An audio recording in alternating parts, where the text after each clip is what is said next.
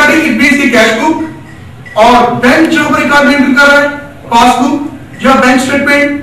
अगर हमारी रिकॉर्डिंग और बैंक की रिकॉर्डिंग में फर्क पैदा होता है, दूसरा हमारी रिकॉर्डिंग और बैंक की रिकॉर्डिंग में फर्क पैदा होने की दूसरी जो वजह है वो अनकलेक्टेड चेक्स।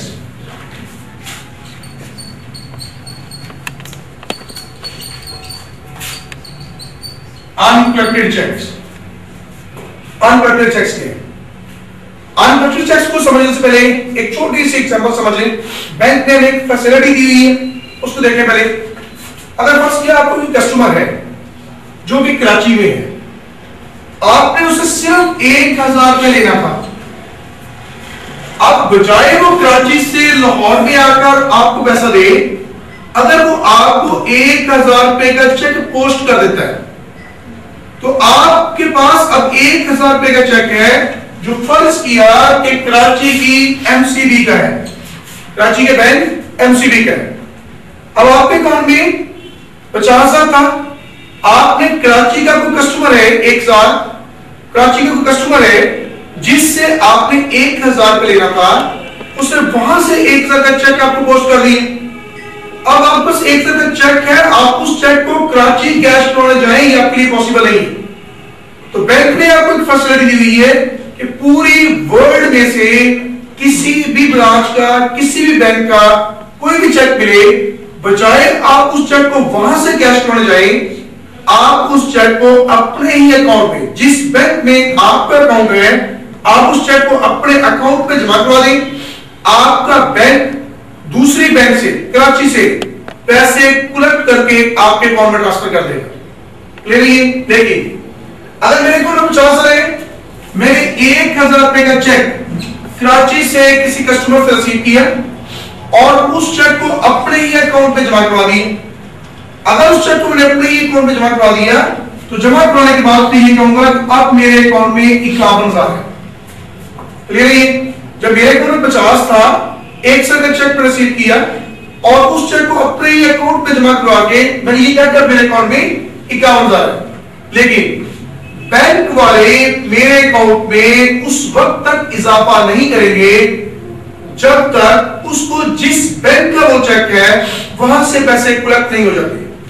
अगर मैंने आज 1000 का चेक जमा कराए, लाजमी कि बैंक मेरे अकाउंट में आज ही 1000 रुपए का इजाफा करेगी। ये चेक उस ब्रांच में जाएगा जिस ब्रांच का इशू किया हुआ है, जिस बैंक का वो चेक है, वहां से उस चेक के पैसे आएंगे। नॉर्मली इसको 3 या 4 दिन लग जाएगा करते। ये जो 3 या 4 दिन लगते हैं, इसको क्लियरिंग पीरियड कहा जाता है।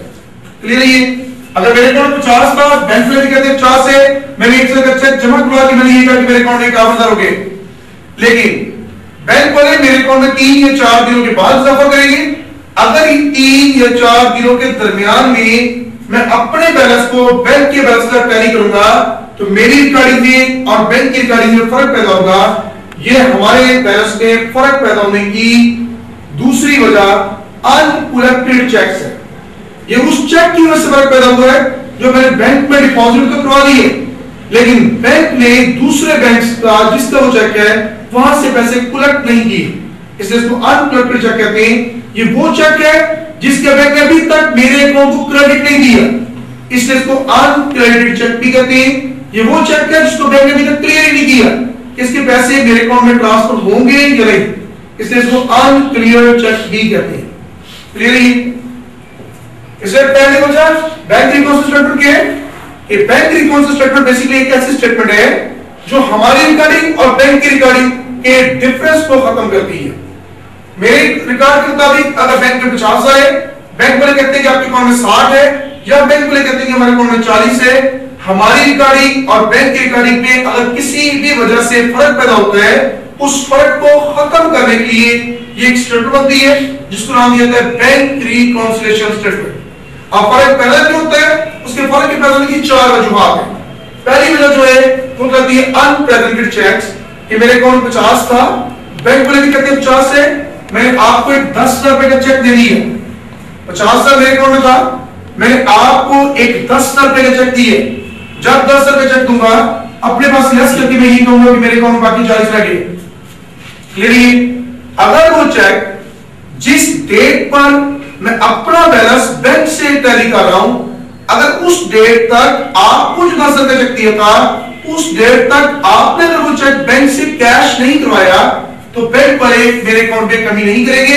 ये पहली वजह है हमारे रिकॉर्ड में और बैंक के रिकॉर्ड में फर्क पैदा होने की। क्लियर है? दूसरी वजह जो है अनकलेक्टेड चेक्स। अनकलेक्टेड चेक्स की मैंने आपको एग्जांपल दी है कि मेरे अकाउंट में 50 आए, बैंक वाले भी कहते हैं 50 है, मैंने 1 का चेक रिसीव किया और अपने अकाउंट में जमा करा, मैंने ये कहा कि मेरे अकाउंट में 51 होंगे, लेकिन बैंक वाले मेरे अकाउंट में उस वक्त इजाफा करेंगे जब उसको जिस बैंक का वो चेक है वहां से पैसे कलेक्ट नहीं हो जाते। इसको नॉर्मली 3 या 4 दिन लग जाया करती। अगर इन 3 या 4 दिनों के दरमियान में आप अपने बैलेंस को बैंक के बैलेंस पर टैली करेंगे तो दोनों बैलेंसेस में फर्क होगा। ये दोनों बैलेंसेस में जो फर्क होगा ये बेसिकली उस चेक की वजह से जो हमने बैंक पे डिपॉजिट तो करवा दी है लेकिन अभी तक हमारे बैंक ने दूसरे बैंक से पैसे कलेक्ट नहीं किए, अनकलेक्टेड चेक्स की वजह से ही फर्क है। क्लियर? दोनों बुक्स में फर्क करने की पहली वजह अनकलेक्टेड चेक्स, दूसरी अनकलेक्टेड चेक्स।